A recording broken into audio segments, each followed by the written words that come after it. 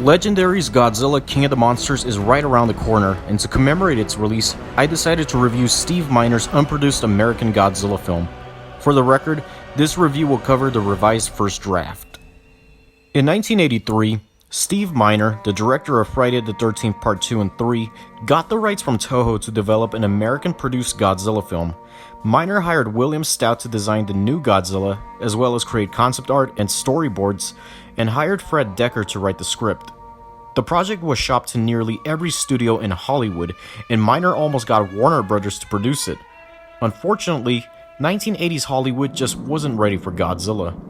The plot to Miner's Godzilla is similar to Gorgo. The military discovers the carcass of a giant reptilian monster in Baja, only it turns out to be a baby, and the adult Godzilla comes ashore and after discovering the baby is dead, goes on an emotional rampage in San Francisco. The plot has a Spielberg quality to it and it works on some levels. It tries hard to keep the nuclear themes, but rather than expand on them, it weakens them.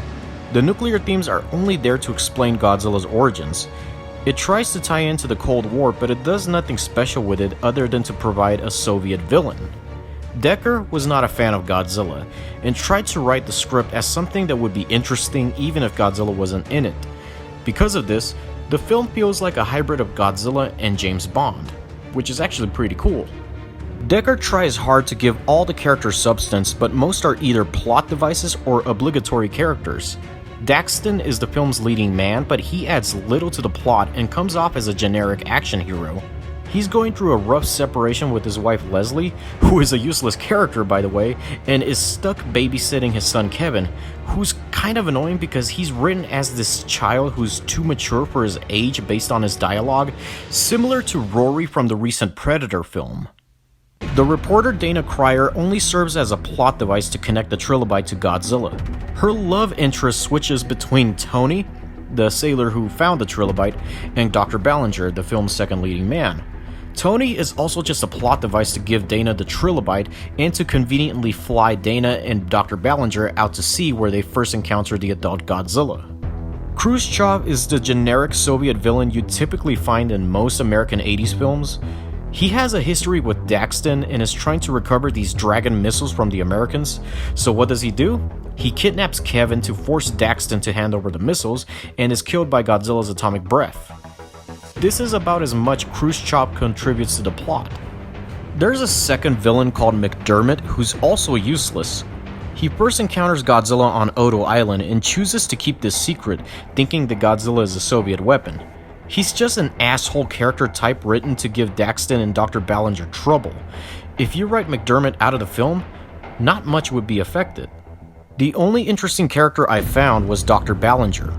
Balinger has this Jeff Goldblum attitude that is very humorous and amusing. He's the leading scientist, but what makes him unique is his charisma and wittiness. Those qualities are typically absent from American monster films. He's very reminiscent of the quirky character Shinichi Sekizawa used to write. Also, he's dating Leslie. That's about the only thing that character contributes. Unfortunately, Godzilla is reinvented as a cliché monster. Dekker tries hard to give Godzilla some emotional weight by killing off the baby, but again, this trope has been done before. Dekker doesn't even do anything different with it, nor does he tie Godzilla to any political social issues. Godzilla is anthropomorphized a bit. There's a scene where Godzilla battles jets using a train like a sword, but in the end, it's just a generic monster wreaking havoc. But unlike Emmerich's Godzilla, at least this version still looks and acts like Godzilla where it counts. William Stout's idea for the new Godzilla design was to combine a T-Rex with classic Godzilla, and honestly, it doesn't look that bad. The new design looks fresh and different, but still recognizable that you can tell it's Godzilla. For special effects, Miner intended to use everything from miniatures, stop motion, and even a man in a rubber suit. David Allen was hired to do the stop motion effects, and even got as far as building a stop motion prototype. Steven Zerkis even built an articulated stop motion animation figure, while Rick Baker was expected to build a full-scale animatronic head, but this never came to fruition. This is why the project was cancelled. The budget was clocked in at around $25 million to $30 million, and studios balked at the price and passed on it. Without any funding, Miner chose to let the rights revert to Toho. The release of The Return of Godzilla even put a big hold on the project. Overall, Steve Miner's Godzilla 3D would have definitely been an interesting and entertaining film to see. The characters are not bland, in fact they're pretty entertaining at times, but most of them serve as plot devices. The special effects would have been a wonder to see given that Miner intended to use every form of special effects available at the time.